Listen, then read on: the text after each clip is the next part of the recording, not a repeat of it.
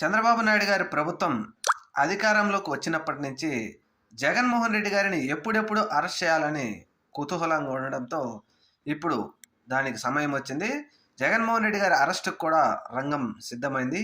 అది ఈరోజు చేస్తారా రేపు చేస్తారా అనేది తెలియదు, కానీ మొత్తం మీద రంగాన్ని సిద్ధం చేసుకున్నారు. ఎందుకనంటే పల్నాడు పర్యటన సందర్భంగా అక్కడ ఒక అభిమాని చనిపోతే పోలీసులేమో ముందు ప్రైవేటు వాహనం అని చెప్పారు. 3-4 రోజుల తర్వాత ప్రభుత్వ పెద్దల ఒత్తిడితో మాట మార్చి ఏఐ టెక్నాలజీతో ఒక వీడియోను తయారు చేసి ఇది జగన్మోహన్ రెడ్డి గారి కాన్వాయ్ కిందనే పడి చనిపోయారు అని చెప్పేసి ఒక అబద్ధాన్ని నిజం చేసే విధంగా రెడీ చేసి ఈ కేసులో వైఎస్ఆర్సీపీ నాయకులను, పార్టీ అధినేతను అందరినీ పేర్లు కట్టి వారి మీద కేసులు పెట్టి జగన్మోహన్ రెడ్డి అరెస్ట్కి మాత్రం రంగం సిద్ధమైంది.